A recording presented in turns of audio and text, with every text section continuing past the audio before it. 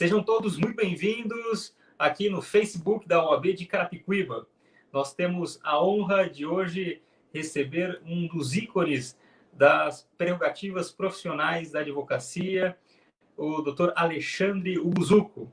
Dr. Alexandre Uguzuco é atual conselheiro federal da Ordem dos Advogados do Brasil, ocupa a cadeira máxima da advocacia em prerrogativas, sendo presidente nacional da Comissão de Prerrogativas, já foi diretor da CAASP, ex-presidente da subseção de Sorocaba de 2010 a 2016, iniciou a carreira na Ordem dos Advogados do Brasil desde 1997, professor de Direito Tributário, um grande mestre. Hoje estará conosco o Dr. Alexandre Uguzuco, nosso conselheiro federal.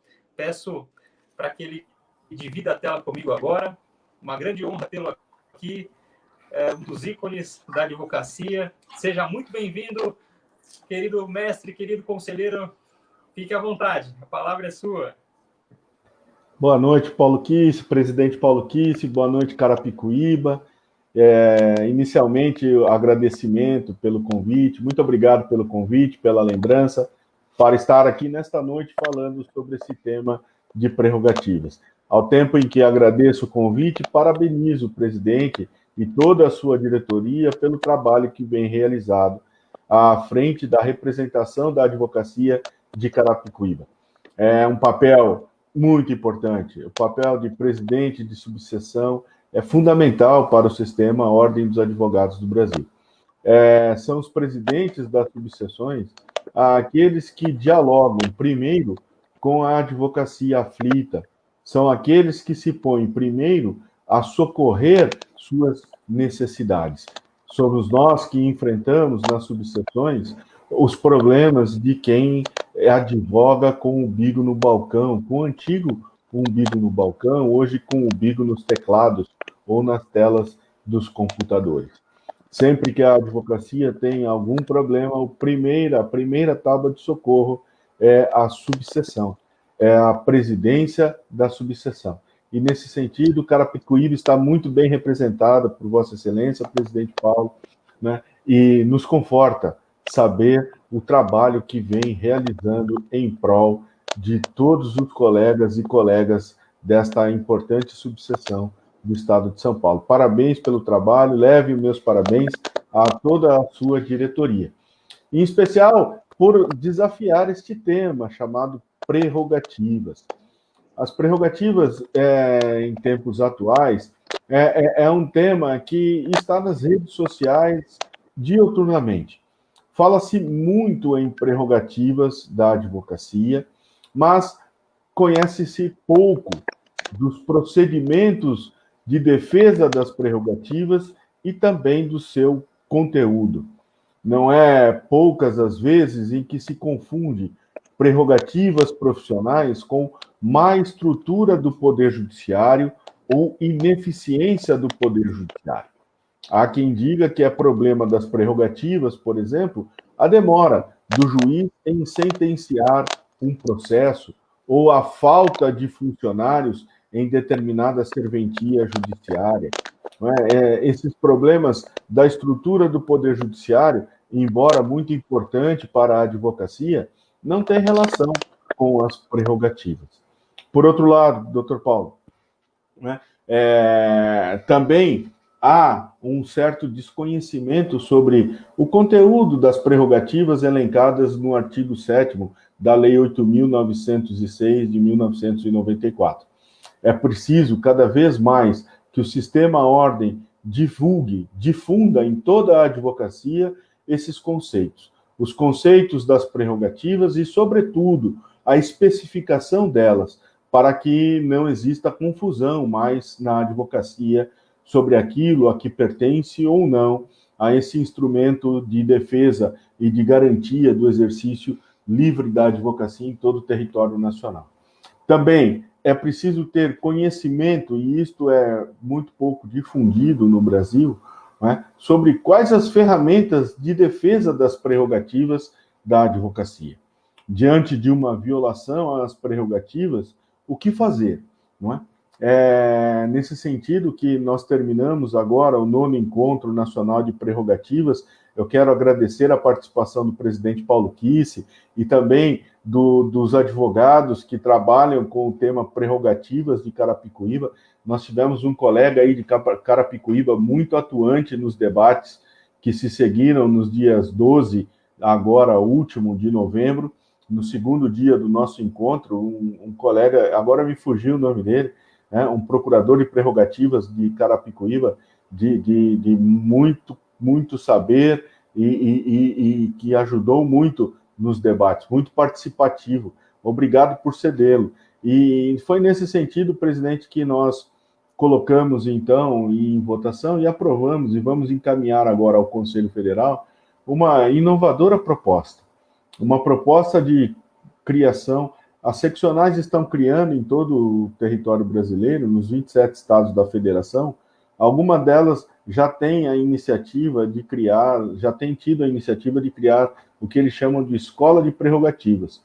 E a partir dessas iniciativas, e aqui eu conheço a do Rio de Janeiro, eu conheço a do Rio Grande do Sul, eu participei da escola de Sergipe, e agora vai me fugir outras aí que eu também tenha participado. Mas a partir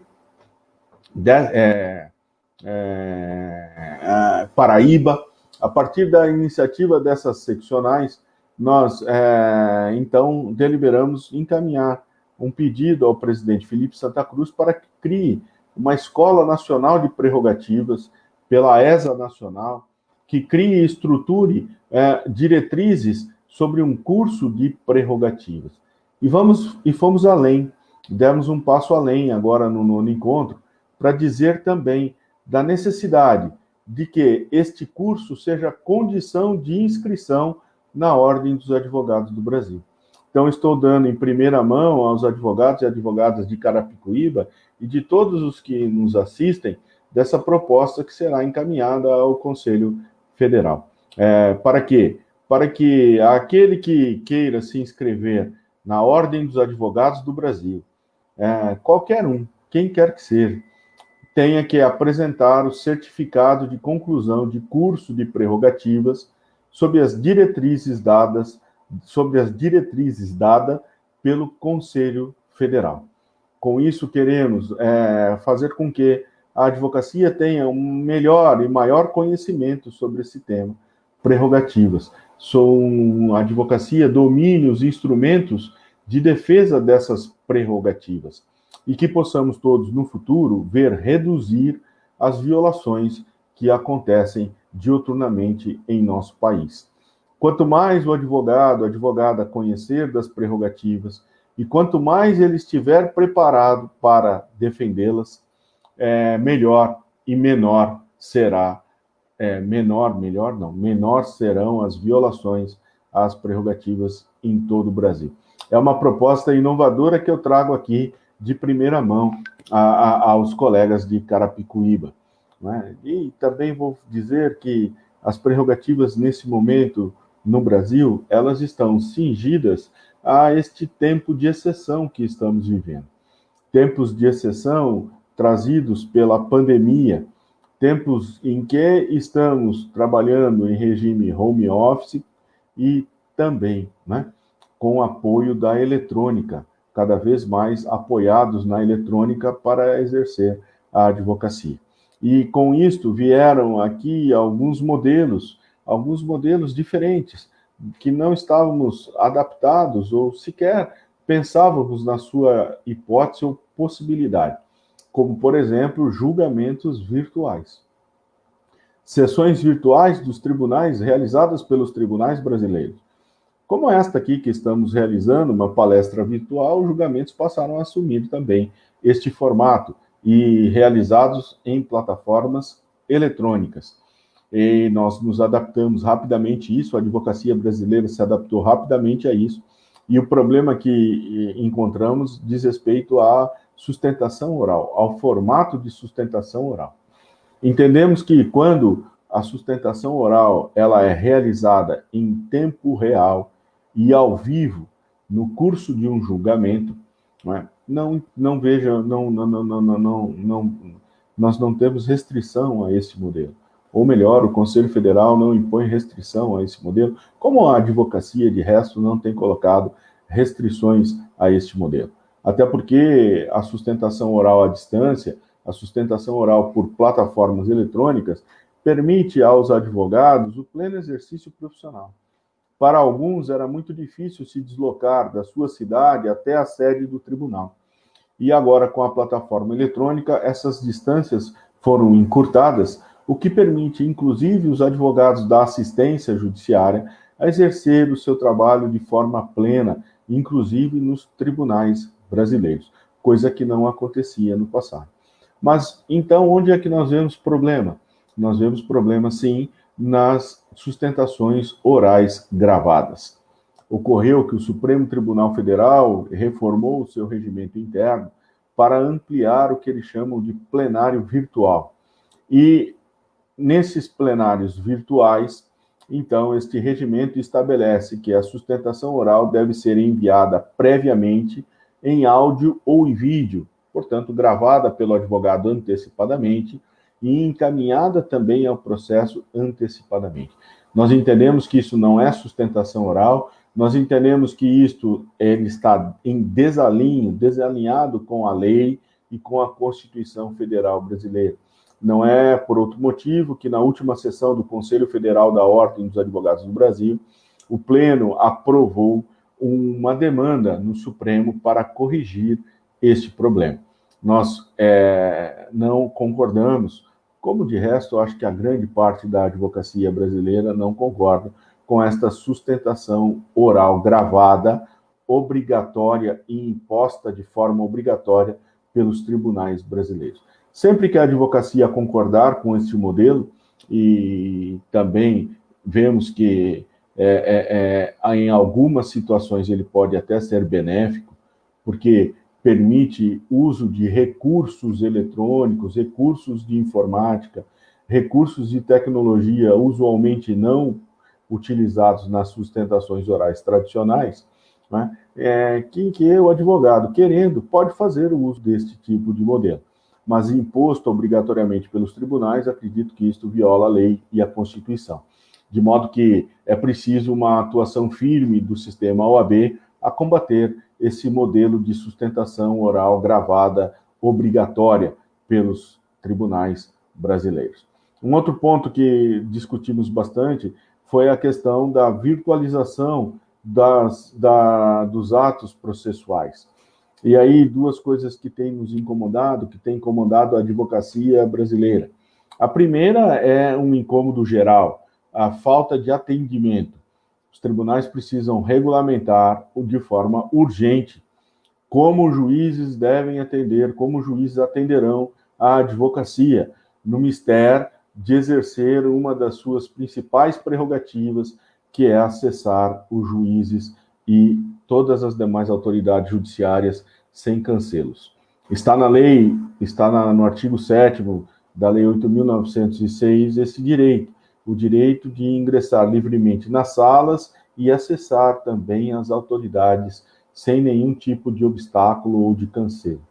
De modo que, no mundo virtual, essa prerrogativa também tem que ser observada e efetivada.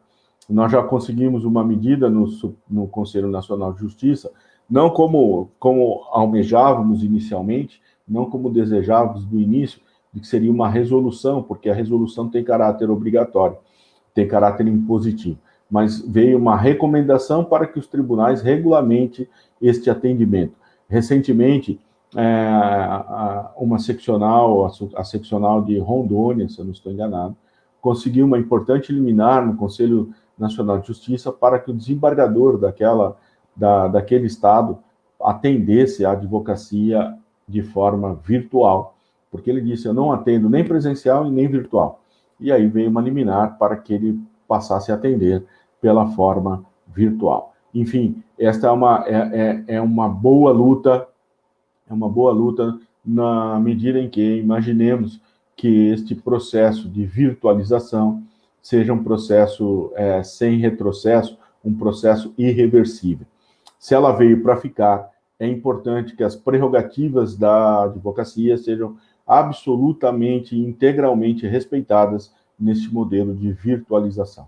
Um outro problema que nós temos tido é em relação às audiências, e as audiências elas são divididas hoje em 3 categorias.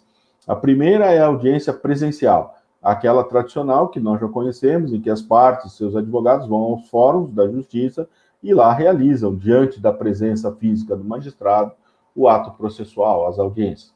Uma outra que veio no curso das reformas processuais, penal e civil, que são as audiências por videoconferência.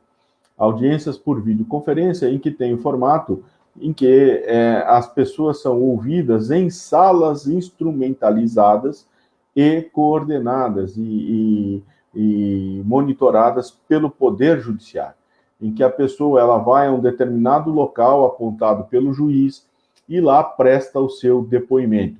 Esse local pode ser uma sala aparelhada no presídio, pode ser uma sala no fórum e etc. Enfim, as audiências por videoconferência. São audiências que são realizadas à distância, todavia, a parte está em um local, em uma sala, monitorada e instrumentalizada pelo Poder Judiciário. E uma terceira, esta novidade que veio no curso da pandemia, que são as audiências telepresenciais. São audiências em que os juízes se comunicam com as pessoas envolvidas no ato por meio eletrônico. Então, a pessoa esteja onde ela estiver, se diante de um meio de comunicação, como celular, tablet, computador e etc., né, de onde ela está, ela presta e cumpre o ato processual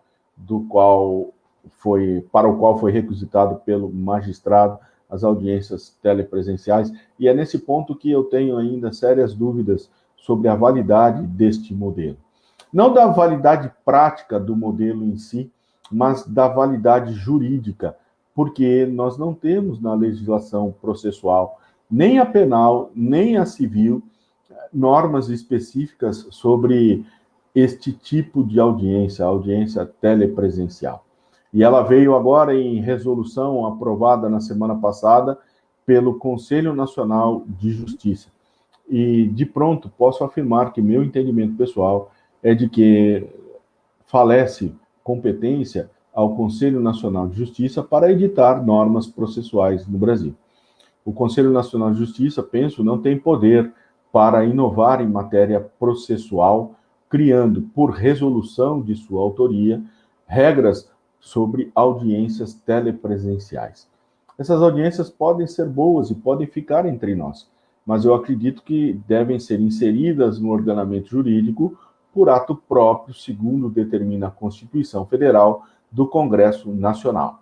Está lá no artigo 22 da Constituição, que compete à União legislar sobre normas processuais.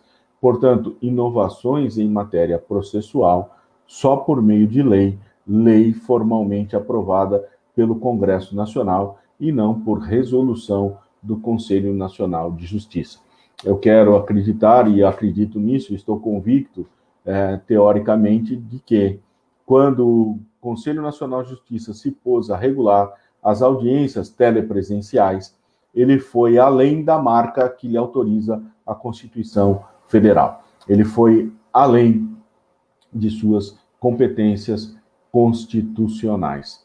Como estamos em tempos de pandemia, em que tudo tem se admitido, um pouquinho aqui, um pouquinho ali, para manter as coisas funcionando e, sobretudo, para que possamos continuar trabalhando e sustentando as nossas famílias, tem se admitido um outro excesso, mas eu acredito que a advocacia há de parar e repensar, né, esses excessos, de modo, quem sabe, a demandar no Supremo Tribunal Federal uma ação contra esta resolução do Conselho Nacional de Justiça sobre as audiências telepresenciais. Eu sou um legalista por natureza e acredito que nós não podemos ceder, né? A necessidade humana tem determinados limites. As necessidades profissionais têm determinados limites. As necessidades públicas têm determinados limites. E uma delas é esta chamada legalidade. A lei é um limite do qual não podemos abrir mão sem consequências drásticas no curso histórico daqueles que cederam à regra da legalidade. E estamos também passando por um momento muito difícil no Brasil, do aumento do autoritarismo, do aumento em que autoridades, em especial algumas autoridades policiais, se põem contra a advocacia, criminalizando os atos da advocacia e, vez ou outra, pelo tal desacato. Aumenta no Brasil, de forma assustadora, atos de violência praticados contra a advocacia e prisões por desacato à autoridade. Preciso dizer que exercer a defesa de qualquer pessoa admoestada pelas autoridades do Estado não é e não pode ser desacato. Quando o advogado fala em nome e em defesa de uma pessoa física ou jurídica, por mais forte que seja essa fala do advogado, da advogada, ele não está desacatando autoridade alguma. Ele está no mistério, no legítimo exercício da profissão e desempenhando e defendendo um sagrado e constitucional direito de todos nós, que se chama ampla defesa e contraditório. Infelizmente, nós temos visto graçar no Brasil atos de autoritarismo contra advogados que exercem a ampla defesa e o contraditório em nome de alguém, criminalizados pelo desacato. Foi assim na Paraíba, foi assim agora aqui em São Paulo, foi assim agora também que fiquei sabendo na cidade de Carapicuíba. E a Ordem dos Advogados do Brasil tem que dar uma resposta muito forte contra este autoritarismo e contra essas iniciativas de criminalizar o exercício profissional. Contra esta criminalização indevida, há uma outra também que nós precisamos começar a aplicar, que é a lei nova de abuso de autoridade. Esses que estão prendendo advogados indevidamente por desacato estão praticando crime de abuso de autoridade. Isto para ficar claro em todo o Brasil, e nós precisamos difundir essa ideia sem abdicar de outros instrumentos de defesa, como o desagravo e as medidas judiciais para defender o colega violado. Desagravo que já desde o ano de 2018 ganhou com a reforma do Regulamento Geral da Ordem dos Advogados do Brasil a forma expressa. Hoje nós podemos, sem dúvida nenhuma, realizar um ato de desagravo no máximo em 5 dias após o fato danoso, o fato gravoso contra um dos nossos profissionais.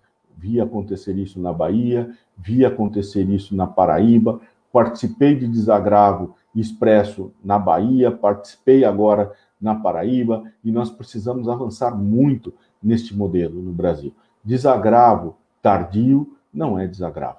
Desagravar um advogado, uma advogada ofendida em suas prerrogativas 1 mês, 5 anos depois do fato, penso eu, não tem menor valor na ordem em que se propõe, na ordem das coisas que se propõe resolver esse importante instrumento de defesa das prerrogativas chamado desagravo. Portanto, essa reforma de 2018 vem em bom tempo e eu acredito que o sistema precisa se adaptar a ela, se adaptar à reforma e aplicar com mais ocorrências este desagravo expresso. Um desagravo quase que imediato ao ato gravoso contra um dos inscritos na Ordem dos Advogados do Brasil. Debatemos também, Paulo, agora a questão das prerrogativas das mulheres, e estamos levando uma proposta de ampliar essas prerrogativas, além do campo da gestante, né, que também para ampliar o prazo de suspensão dos prazos da gestante, mas também no campo do assédio e no campo do racismo. A mulher advogada, ela também sofre muito com o assédio, muitas vezes até assédio sexual e também no campo do racismo. Há um evento promovido no Conselho Federal da Ordem dos Advogados do Brasil, que colheu inúmeros relatos de advogadas negras, advogadas pretas, né, que são assustadores, a dizer que também há violação ao exercício da profissão por preconceito racial. E essas coisas, acreditamos, devem estar relacionadas às prerrogativas, e nós precisamos inseri-las dentro deste contexto. Foi um debate muito legal realizado entre as advogadas brasileiras, e eu ali só escutando, sem lugar de fala, e aprendendo com elas, e me dispondo a apoiar essas iniciativas. Quanto mais prerrogativas tiver a mulher, mais igual será o exercício da nossa profissão, mais igual serão os que atuam no Poder Judiciário. Há também agora, impulsionada por nós, aqui de São Paulo, a questão da advocacia corporativa. Nós colocamos ali uma comissão nacional do advogado corporativo. Quem é o advogado corporativo? Aquele advogado de empresa, diretor de departamento jurídico de empresas, advogados que trabalham em departamentos jurídicos de empresas.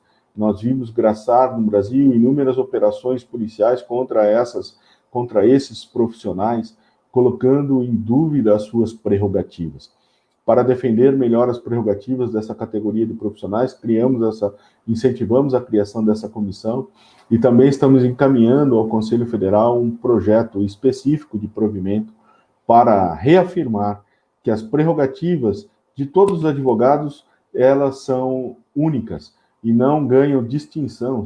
Pouco importa se é um advogado corporativo, se é um advogado privado, se é um advogado CLTista, as prerrogativas são uma só para todos esses profissionais que exercem a nossa profissão.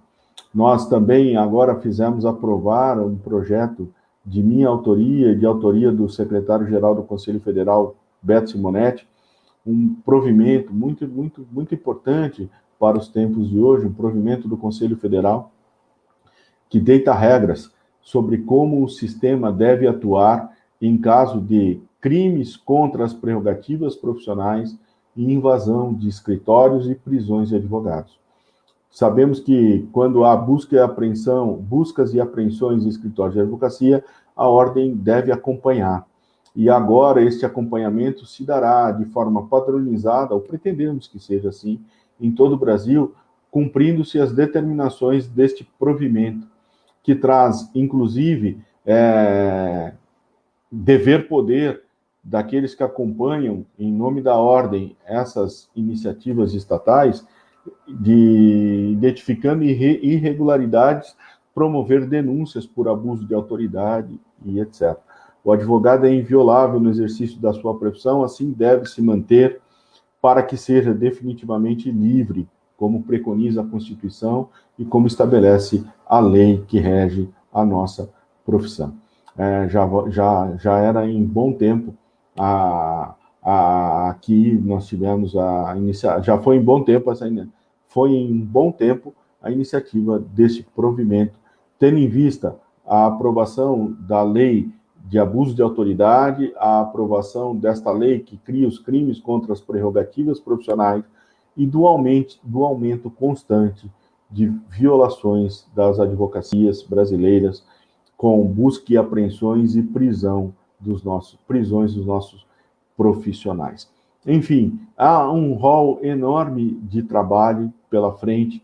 Nós estamos nos organizando e tentando também unificar todo o sistema de defesa das prerrogativas, desde a menor subseção até o Conselho Federal da Ordem dos Advogados do Brasil. E isto é tão utópico que passa a ser, por mim, considerado como um sonho. Eu acredito que o dia que unificarmos o sistema de defesa de prerrogativas e atuarmos juntos da subseção para a seccional e para o Conselho Federal, nós teremos um sistema de proteção muito mais eficaz e muito melhor do que nós hoje vivenciamos, né? Só para se ter uma ideia, o Conselho Federal criou também no ano de 2018 o Cadastro Nacional de Violadores de Prerrogativas. muito pouco alimentado pelas subseções e pelas seccionais brasileiras, né? Porque o sistema ainda não está integrado. E o nosso grande desafio de gestão é a integração desse sistema. Eu sei que a pandemia atrasou muito o nosso trabalho, né? Impediu de realizar muito daquilo que almejávamos fazer, mas se terminarmos o mandato com um projeto de integração desse sistema, já me darei por contente. É isso, Paulo. Prerrogativas, presidente Paulo Kiss. As prerrogativas, elas são coisas, são instrumentos que asseguram ao profissional o livre exercício da advocacia. E quero dizer que só a Ordem dos Advogados do Brasil tem a legitimidade legal e constitucional para promover esta defesa. Não abdiquemos dela. Não abdiquemos da Ordem dos Advogados do Brasil, tampouco das prerrogativas profissionais. Sem elas, não seremos advogados, mas seremos despachantes judiciais em todo o Brasil. Eram essas palavras que eu gostaria de, nessa live, introduzir este tema para debate, que virá, tenho certeza, com os questionamentos do presidente e de todos os que nos acompanham pelas redes sociais. Obrigado, presidente Paulo Kiss, e fico aqui à disposição para debatermos sobre o tema.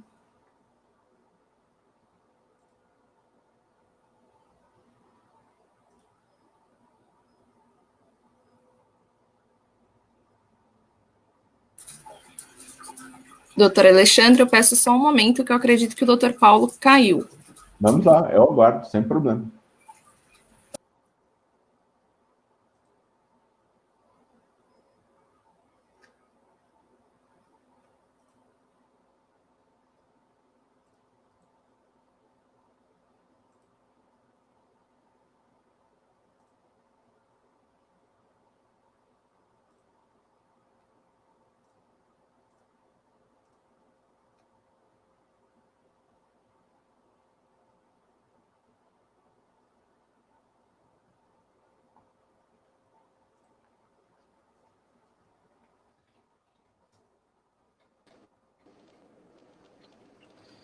Querido mestre, voltamos aqui, problemas técnicos, mas aparecemos.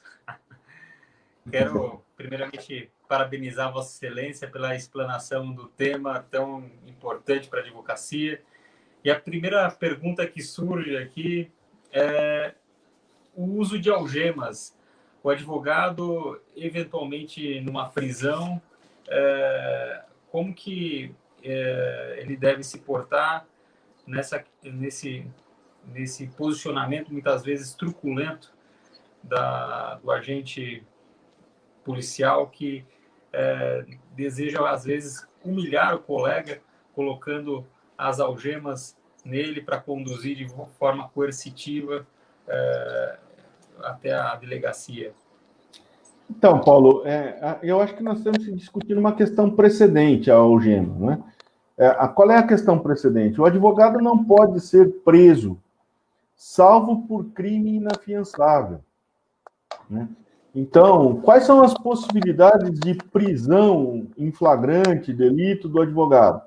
Naqueles casos de crimes inafiançáveis, bem traçados, bem expressos na legislação brasileira, né? Quer me parecer que desacato não se enquadra dentro desse conceito de crime inafiançável e etc.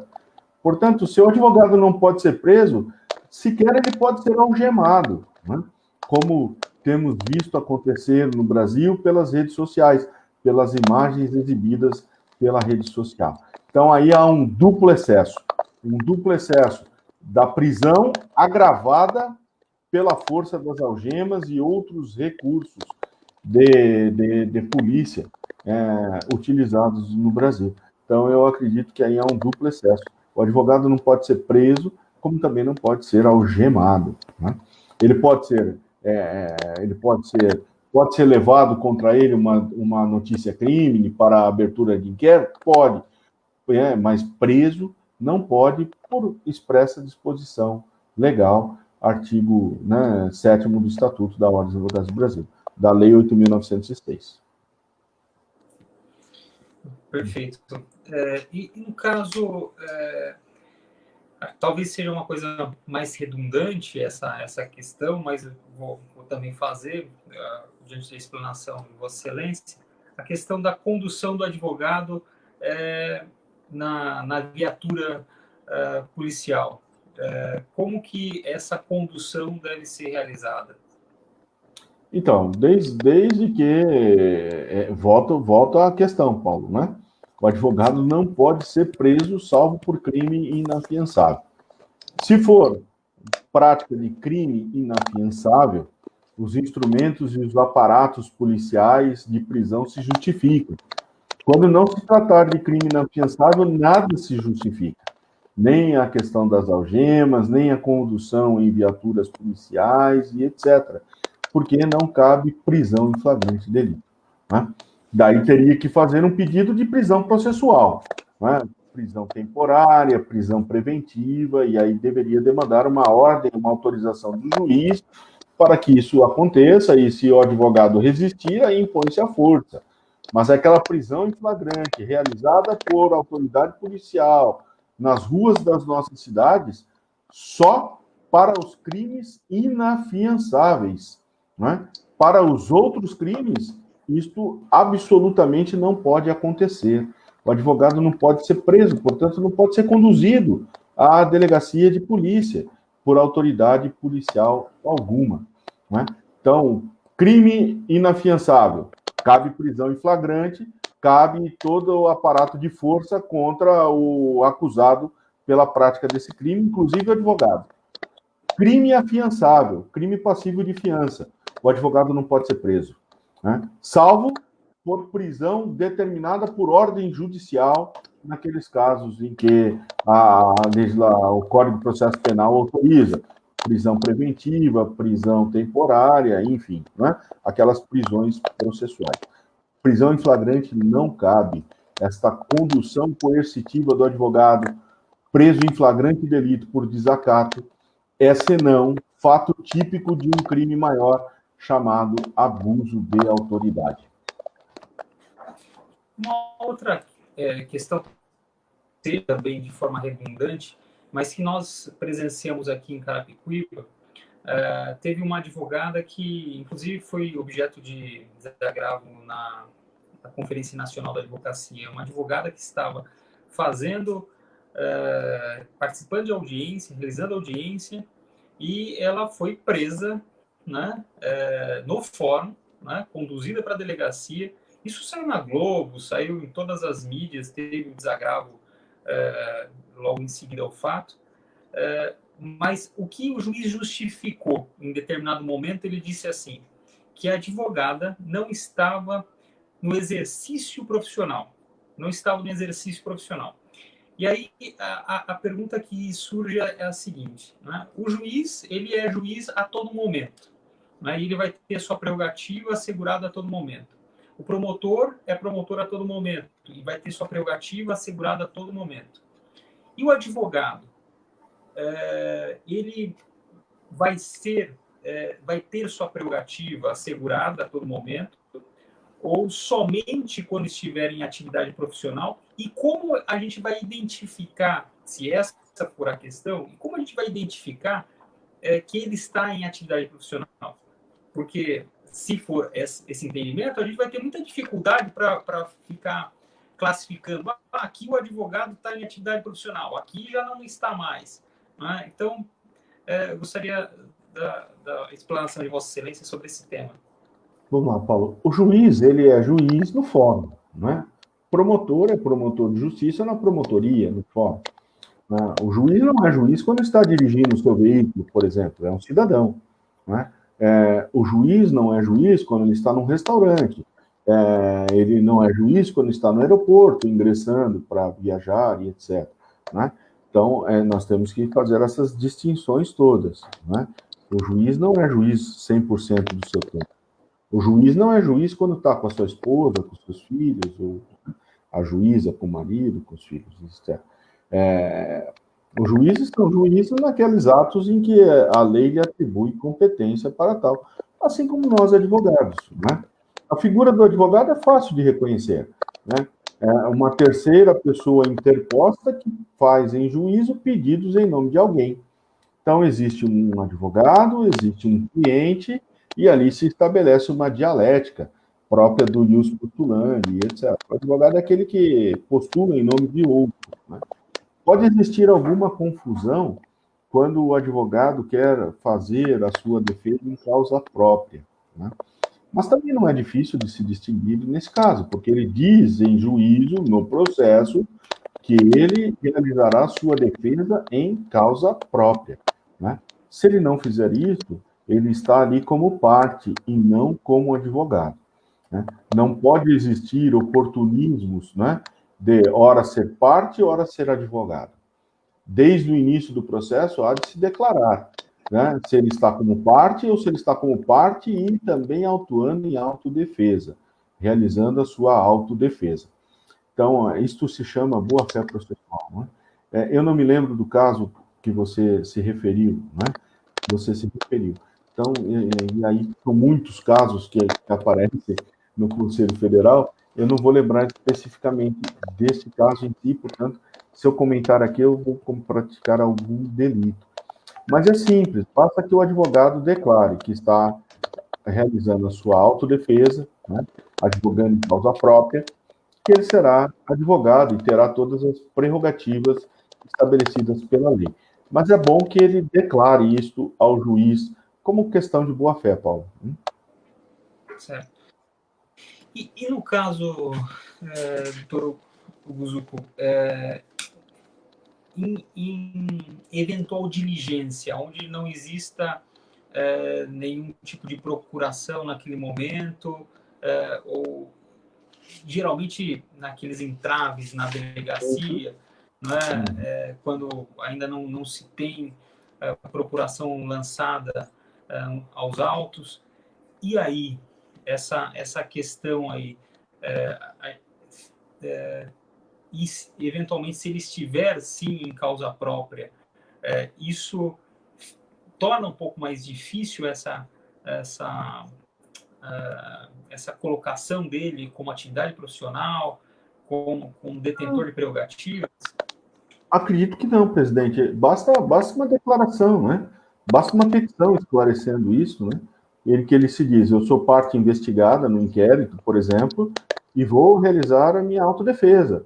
Vou advogar em causa própria. Então, eu sou advogado de mim mesmo. Basta que ele diga isso em petição, entrega ao delegado e ponto final, né? E também, quando ele se põe na defesa de um determinado cliente, de um terceiro, que não teve tempo de colher a procuração, porque as coisas são dinâmicas e etc., baste que ele lavre uma petição e diga ao magistrado o tempo necessário para a juntada desse instrumento de representação, né? Então, quando eu vou a uma delegacia defender um cliente que eu não tive tempo e oportunidade de pegar a procuração, né, o sujeito foi preso às 2h da manhã, eu não tenho como pegar a procuração, fui acionado, eu chego lá, me certifico que serei advogado dele mesmo e digo que juntarei, apresentarei a procuração no tempo razoável, que se permita colher a assinatura dos interessados e entregar à autoridade. E sem nenhum problema, a lei estabelece essa possibilidade. Tanto a lei processual como a lei da advocacia, como o Estatuto da Ordem dos Advogados do Brasil e da Advocacia. Está bem expresso isso no artigo 7º, na prerrogativa do advogado. Ele pode ter acesso, vistas, cópia, inclusive praticar atos sem procuração, desde que regularize essa questão num tempo razoável, né? Então, não vejo problema. O problema é que é isso que eu digo. Cresce no Brasil o autoritarismo, muitas pessoas querendo fazer justiça com as próprias mãos, e para isso, vê no advogado, na advogada, um grande obstáculo, né? Um grande obstáculo.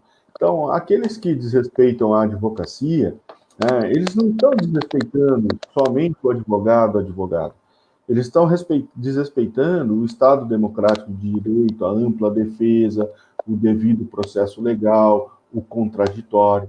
São aquelas pessoas que querem julgar as coisas pela sua força e pela sua vontade, e não como determina no Estado democrático de direito por meio de um juiz, por meio de um terceiro, de uma pessoa isenta, imparcial e etc. Né? Então, o desrespeito à advocacia nem sempre é um desrespeito ao profissional em si, mas é um desrespeito muito maior, que aí eu coloco como um desrespeito ao Estado democrático de direito e todas as suas consequências. Em estados autoritários, por exemplo, não existe ampla defesa, contraditório, etc. O Estado prende e ele condena as pessoas sem direito de defesa. A defesa é mero instrumento formal a validar a decisão já previamente adotada pelo ditador. Nós não vivemos numa ditadura, nós vivemos num Estado democrático de direito. E no Estado democrático de direito, aqui em qualquer lugar do mundo, a ampla defesa, o contraditório e o devido processo legal são instrumentos insuperáveis. E esses instrumentos são manejados pela advocacia. Né? E, portanto, é preciso colocar essas coisas como elas são. Né? Desrespeitar o advogado é desrespeitar, sim, a democracia, o Estado democrático de direito, a possibilidade de um julgamento justo de alguém perseguido pelo Estado. Essas questões, elas deixam às vezes a gente preocupados, né? Porque se acaba vendo um desrespeito latente, muitas vezes, né? Esse autoritarismo, como Vossa Excelência bem diz, né? Cada vez mais crescente, e isso prejudicando não somente a advocacia, mas a sociedade como um todo. Isso acaba gerando um transtorno muito grande. A questão do desagravo, o doutor colocou muito bem, né?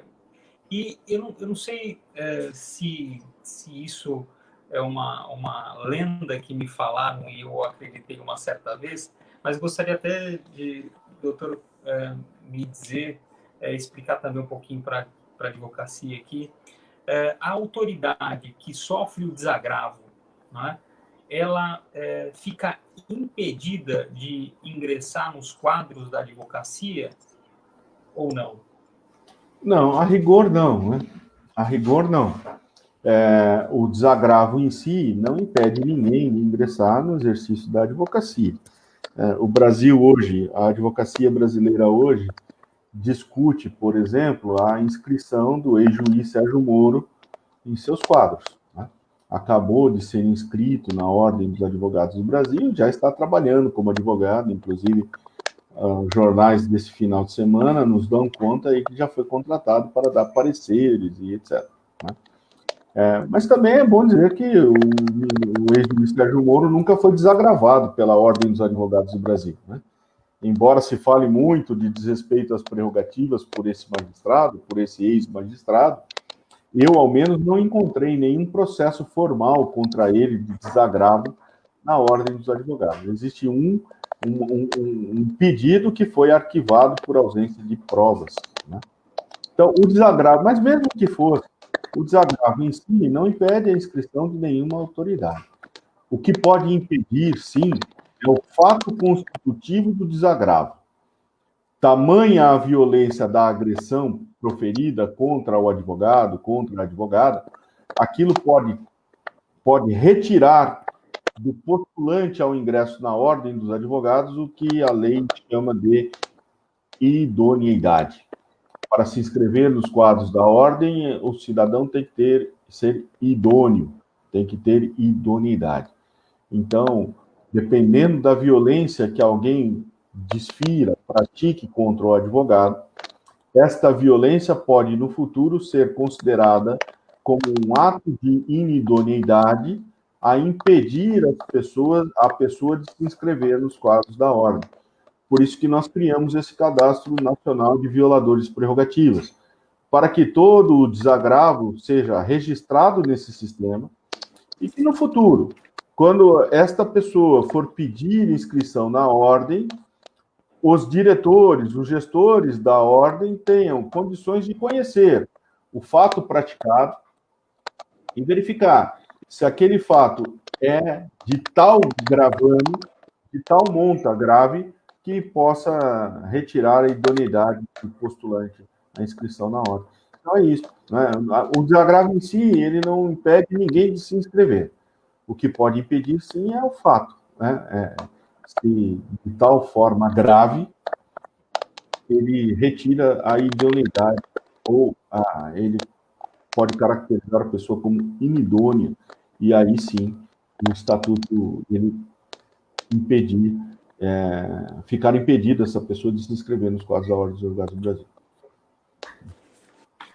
Olha só, essa questão do Cadastro Nacional de Violadores de Prerrogativas, é interessante isso aí. E já teve, doutor Buzuco, assim, algum exemplo que a gente possa ter, como, olha, agressão física, isso gera... Existe algum exemplo que a gente possa dar em relação a esse tipo de comportamento? Pode,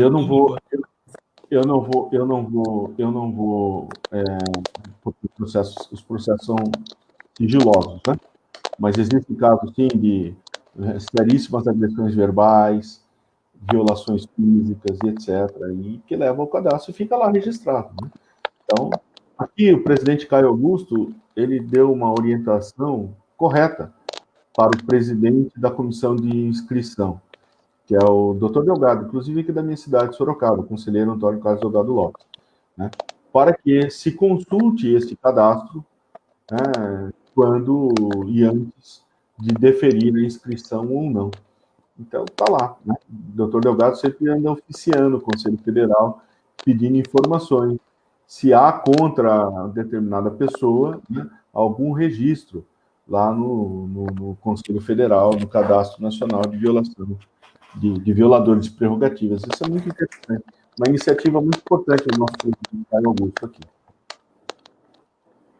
É o presidente Caio Augusto sempre inovando, fazendo um trabalho excelente no Seccional Paulista, a quem sempre rendemos homenagens aqui. Também a gente é muito grato, viu, doutor Alexandre, a questão da construção da Casa da Advocacia, um marco histórico aqui para a OAB, que completa esse ano 30 anos de existência. Então, a gente está muito feliz aí com a construção e com o respaldo que a gente está tendo, o carinho que a gente está tendo da seccional, né? E agradecer toda a diretoria, na vossa pessoa, conselheiro federal aqui conosco, né? Assim, prestando aí todos os esclarecimentos sobre prerrogativas profissionais. Isso é algo que a gente fica muito lisonjeado por todo esse carinho que a seccional, que essa diretoria tem conosco. Desde já agradeço muito, viu? Deixa eu só consultar aqui se a gente tem mais alguma pergunta para a gente... Vamos ver aqui os comentários. Evelyn, se tiver alguma pergunta, por favor, suba na tela. Aqui, ó. Boa noite, doutor Buzuco. Se o violador de prerrogativas do advogado vier a público e se retratar, existe uma possibilidade de perdão? Doutor Adriano Carvalho. Boa noite, Adriano Carvalho. Eu acredito que sim, né? O desagravo, ele traz uma reparação moral para o ofendido, né? E desde que o violado, desde que o advogado, a advogada ofendida, se sinta reparado com a retratação, né, por parte da autoridade violadora, eu acredito sim, ele produz efeito e eficácia, né, naquilo que se propõe, no que se conta, né? Aliás, assim, como presidente de subseção, muitos desagravos deixaram de tramitar pela retratação, pelo pedido de desculpa da autoridade, né, que, reconhecendo o erro, reportava-se ao advogado pedindo desculpas por aquele erro, e aí não havia mais motivo para prosseguir no desagravo, né? Agora, há situações graves, gravíssimas, que eu acredito que devem ser sopesadas, ponderadas, né? Acho que diante daquelas situações graves em que a violação não atinge só a figura individual do profissional, mas toda uma coletividade, toda a advocacia, aí eu acredito que a retratação, ela tem que ser muito contundente ou mesmo não tem efeito para suspender o desagravo. Né? Mas há determinadas situações que, embora toda violação nunca seja individual, seja coletiva, né? Mas ela tem sim, os comportamentos têm uma certa gradação, né? Há erros menos graves e há erros mais graves. E dentro desse contexto, né, é possível aquilatar se a retratação produziu o efeito desejado pelo desagravo para o arquivamento do processo. Eu entendo que, em muitos casos, sim, ela promove, sim, um efeito até muito mais eficaz do que aquele ato solene, desagravo e etc. A retratação, muitas vezes, corrige o ser humano porque ela tem um efeito pedagógico. Né? Quando eu, Guzuco, reconheço um erro, dificilmente eu vou errar novamente. Né? Eu vou praticar aquele mesmo erro. Né? E, no final das contas, é isso que nós desejamos no campo das prerrogativas. É que também que as autoridades, conhecendo dos direitos e prerrogativas da advocacia, as respeitem de forma reiterada no curso da profissão. Perfeito. Evelyn, tem mais alguma pergunta? Por favor.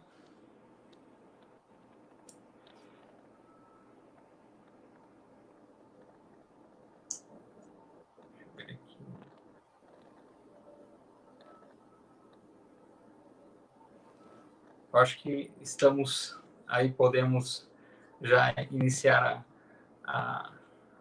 os momentos finais, os agradecimentos finais.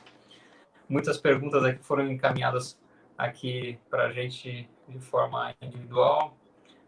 E quero, primeiramente, agradecer Vossa Excelência, doutor Alexandre Guzuco, nosso conselheiro federal da Ordem dos Advogados do Brasil, a pessoa que nós temos grande estima, já foi presidente da OAB Subseção de Sorocaba por 2 gestões, um gestor aprovadíssimo em tudo que faz, estando nos quadros da Ordem como dirigente desde 1997, diretor já da CAASP, uma figura que demonstra total liderança na advocacia estadual e nacional.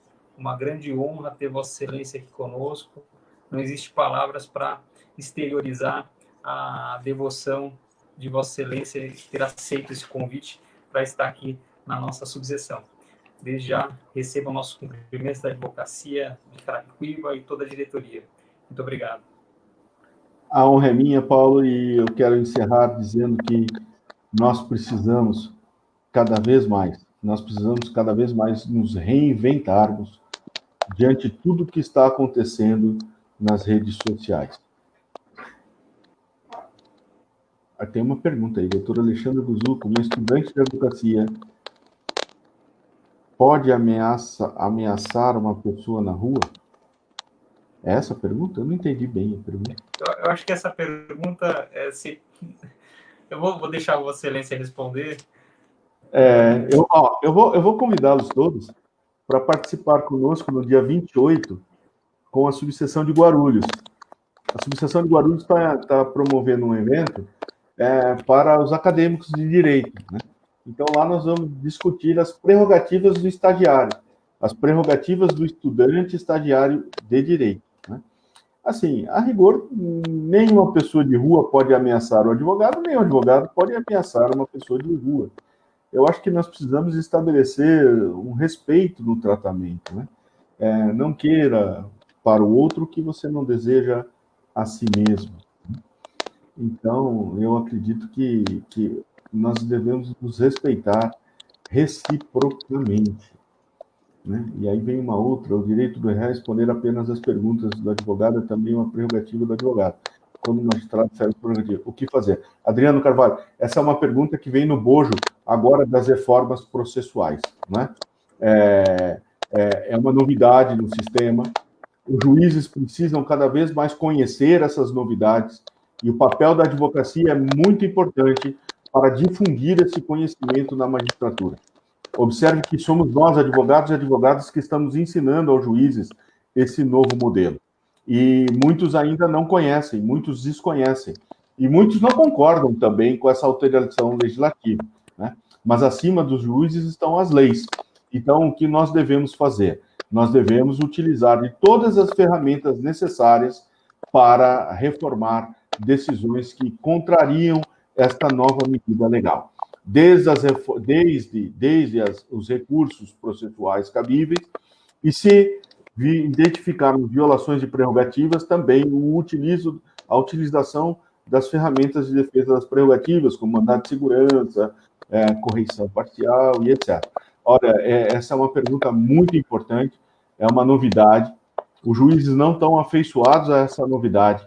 É um papel muito importante da advocacia em ensinar os juízes, essa é a expressão, ensinar os juízes primeiro, dizer ao juiz a existência da lei, e segundo, ensinar ao juiz o conteúdo desta lei. Né?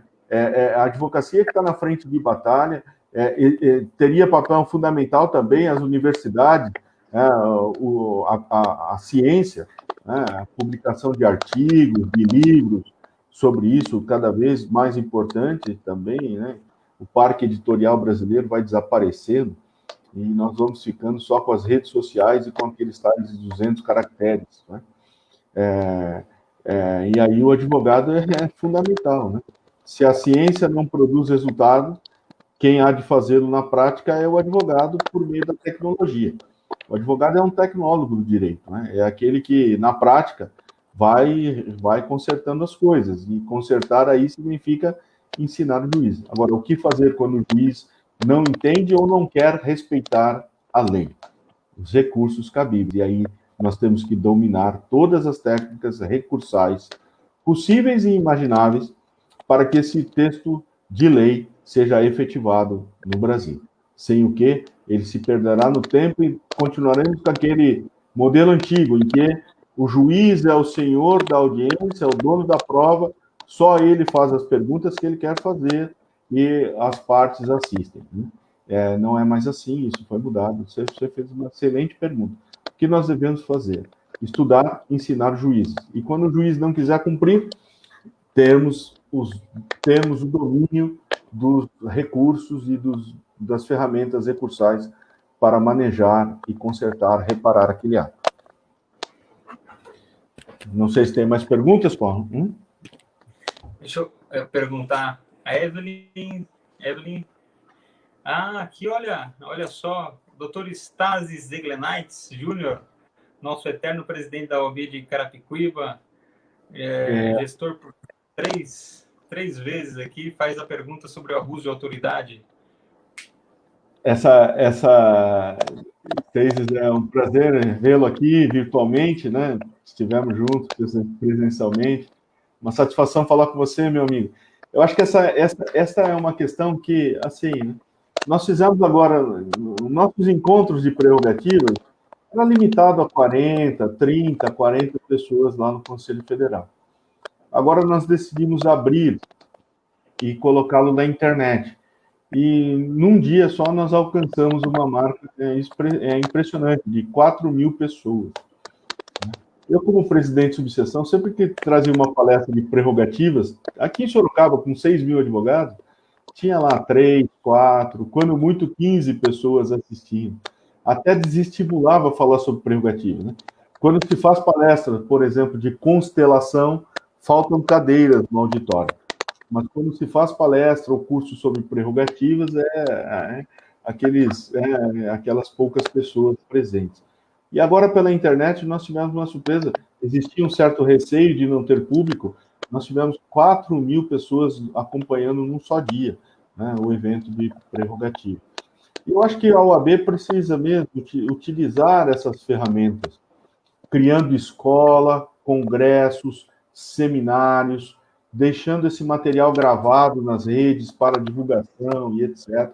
Sobretudo sobre esse tema, a lei de abuso de autoridade, e, em especial, a parte que trata dos crimes contra a advocacia, dos crimes contra as prerrogativas da advocacia. Nós precisamos debater, nós precisamos conhecer e, sobretudo, nós precisamos treinar os nossos profissionais para bem usar essa nova lei e essas novas formas de proteção, essa nova forma de proteção das nossas prerrogativas profissionais. Sua pergunta é muito boa. Eu diria que a lei veio em boa hora e eu diria que nós estamos já um pouco atrasados em relação a isso.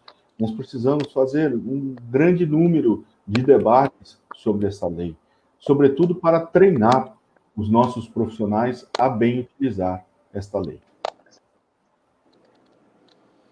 Perfeito. Evelyn, temos mais alguma questão?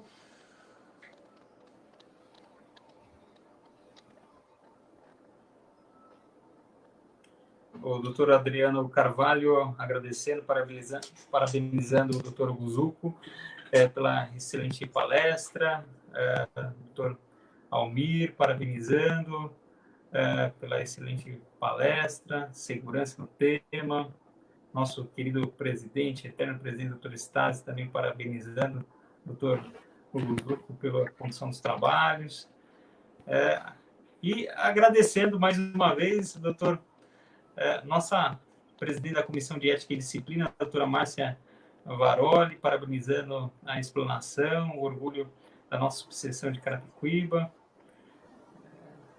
Olha só, o nosso querido doutor Márcio Leme, nosso grande presidente, orgulho de Sorocaba. Olha só, hein? Coisa Meu boa. chefe, agora a responsabilidade aumentou. Né? A missionária Edna Alves. Abraço a todos. Muito bom, muito bom. Agora entendi a pergunta aí, Paulo. Um estudante de advocacia, um estudante de direito não pode ameaçar ninguém na rua, né? Assim, não pode. Essa ameaça aí pode caracterizar crime comum, crime previsto lá no Código Penal, né? Aliás, nem o estudante, nem o advogado, nem a advogada tem prerrogativa para ameaçar quem quer que seja, certo? Ninguém ameaça ninguém. Nós não temos livre passe para ameaçar nem o cidadão comum, nem promotor, nem justiça, etc. Nós devemos atuar sempre com urbanidade, respeito às pessoas, respeito à dignidade humana, etc. Infelizmente, esse estudante aí, se estiver mesmo ameaçando, está praticando um crime, viu? E ele não tem prerrogativas, porque não é escrito na ordem, né? Então não pode nem pedir auxílio aqui na OAB. Verdade. Doutor Henrique Regis também parabenizando. Só uma questão, às vezes também a pessoa, o nosso presidente aí, doutor Márcio Lemos, parabéns, presidente Kiss, pelo evento, aprendemos muito com o Guzuco. Opa, doutor Guzuco é uma sumidade aqui entre nós. Às vezes a gente tem essa dificuldade, né, de, pelo menos essa questão de ameaça, né? De repente o estagiário falou que vai processar a pessoa, né? E isso... Isso não é ameaça. Isso não é às vezes a pessoa comum, né, acha que ameaça, vou te processar, né? Pô, isso aí não é ameaça. Então, a gente tem que ter um pouco de cuidado, né? Quem ouve a ameaça, né? Isso é ameaça. Verdade. Meu mestre, eu acho que é isso, né? Agradecimento, né? Sempre uma honra, né? A gente fica feliz muito, muito mesmo. Vossa Excelência está conosco, né? E as vossas considerações, por favor. Eu quero encerrar agradecendo, presidente Paulo, e dizer que local de reclamação de prerrogativas da advocacia não é nas redes sociais, né? É na OAB, é na Ordem dos Advogados do Brasil. Eu vou tomar de exemplo o ex-juiz Sérgio Moro. O que eu recebi de críticas, porque a OAB aprovou a inscrição do ex-juiz nos seus quadros e etc., um violador nato de prerrogativas da advocacia e etc. Não há um só procedimento contra esse magistrado na Ordem dos Advogados do Brasil, né?